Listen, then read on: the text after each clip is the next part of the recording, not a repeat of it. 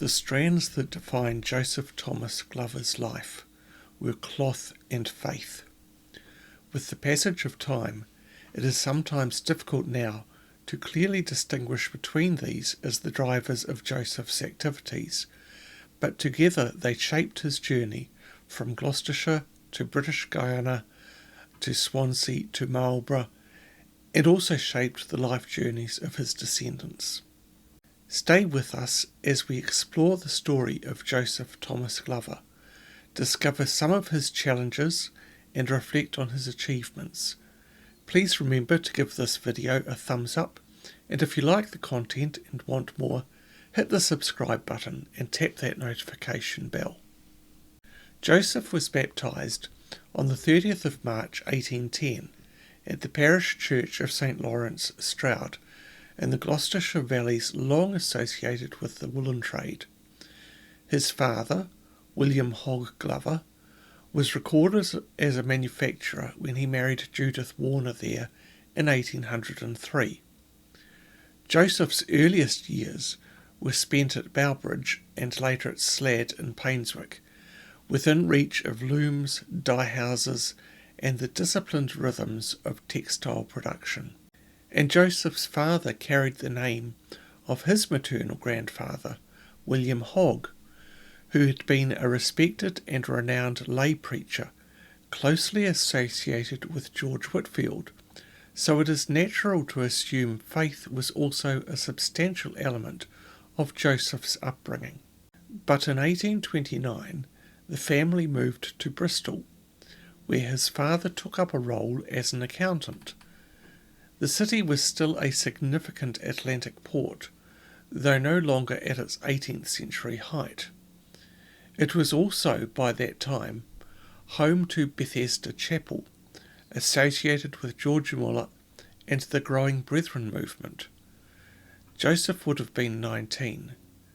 Whether or not he was then personally involved, he was living in a city where independent, lay-led religious energy and overseas connections were very much in the air.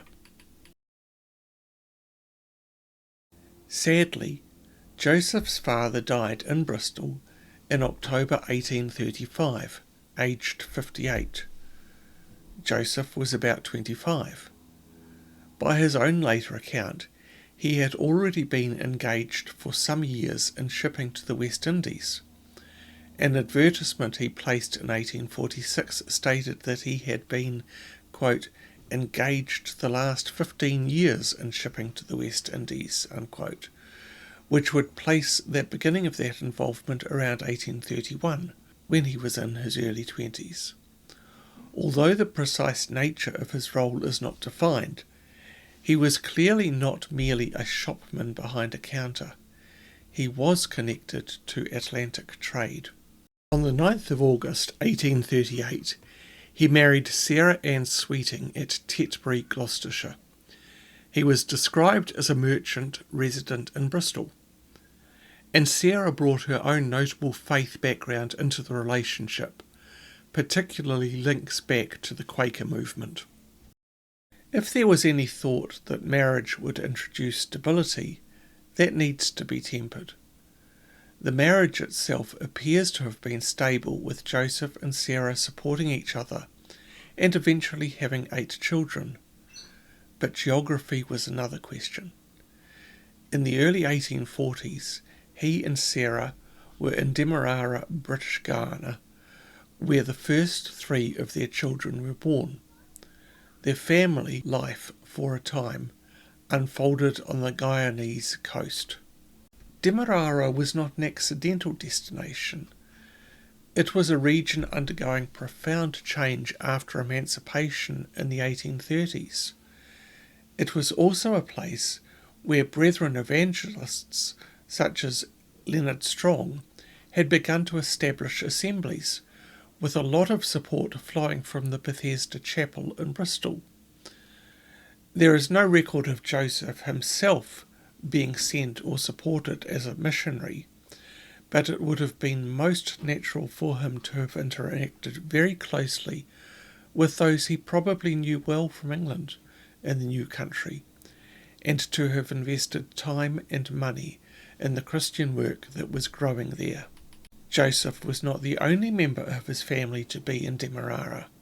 His younger brother Edward sadly died in Demerara in 1856 at Plantation Good Hope, and Edward's son would later live in Joseph's household in England. The West Indies were woven into the Glover family story. But by February 1846, Joseph was back in the UK, witnessing his sister's marriage in Gloucestershire, before announcing his new venture in Swansea, opening a tailoring, drapery and outfitting establishment there.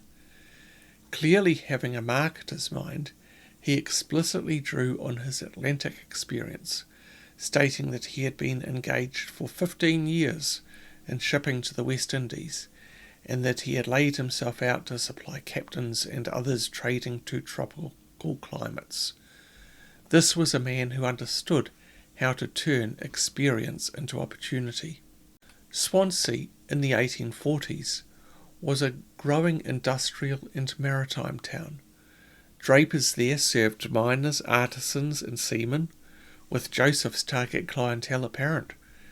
And it was not without risk for Joseph, who would have dealt with stock purchasing, extended credit, and responsibilities for staff and reputation.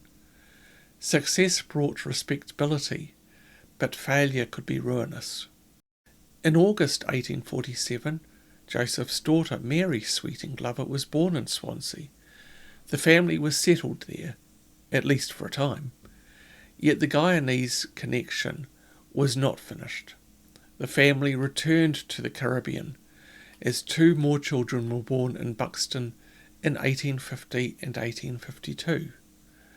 There may have been a need to conclude business interests, or pursue further opportunity, or even provide further support to the mission work.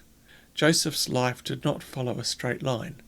It traced an arc between English high streets and Caribbean shores.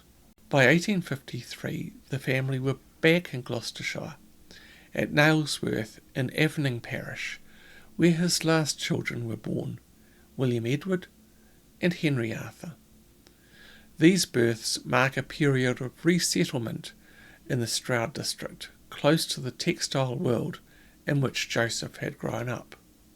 But sometime before April 1861 he moved again, this time to Marlborough in Wiltshire.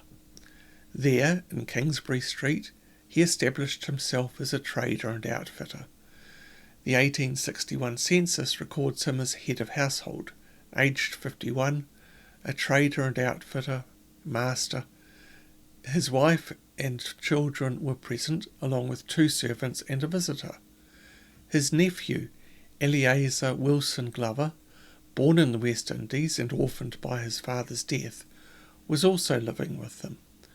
The household was both domestic and commercial, and not without generosity. Somewhat unusually, Joseph remained at the same address for over a decade, being found there in the 1871 census. Stability had replaced earlier mobility. He was still described as a draper and a master employing 3 hands. 2 of his sons, David and William, were working as drapers' assistants. His eldest son, John, had established his own household in the same street and was himself a draper. The trade had become a family vocation. Joseph's will, signed on the 15th of May 1872, shows deliberate and careful planning. He left his stock in trade, book debts, household furniture and property to his wife, Sarah Ann, his son John, and Robert Billing, a draper of Clerkenwell, as trustees and executors. The business was to continue during Sarah Ann's lifetime, with John as manager receiving half the net profits. After her death, the estate was to be divided equally among the living children and the issue of any who had predeceased her. This was not a casual arrangement. It protected his wife's security while ensuring the continuity of the business, and recognising his son's competence. His effects were modest, valued at £1,500. For a provincial tradesman, this represented the accumulation of decades of steady labour and commercial judgment. Joseph died on the 19th of October 1872 at Kingsbury Street, Marlborough. The cause was recorded as disease of the liver and dropsy, quite possibly the consequences of years in the tropics. He was 62. He died where he had worked, at the centre of his later life. His widow, Sarah Ann, survived him by more than 20 years. Several of his sons continued in the drapery trade, and the family story extended again across oceans, including to New Zealand, and maintained ongoing ties with the Brethren teaching. Joseph Thomas Glover's life was marked by movement, enterprise, and continuity within his faith framework. Born into a Gloucestershire textile family, he stepped into Atlantic commerce while still young, lived and traded in British Guiana, established himself in Swansea, and finally secured stability in Marlborough.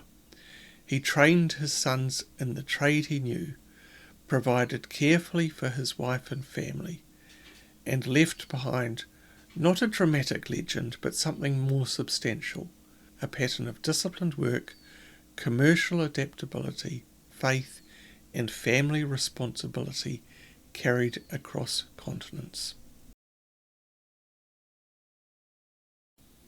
Family history is much more fun than genealogy, going beyond dates and places and getting stories and context and bringing historical characters back to life. Joseph Thomas Glover is an excellent example of one avenue that can be pursued here, and that is the religious framework.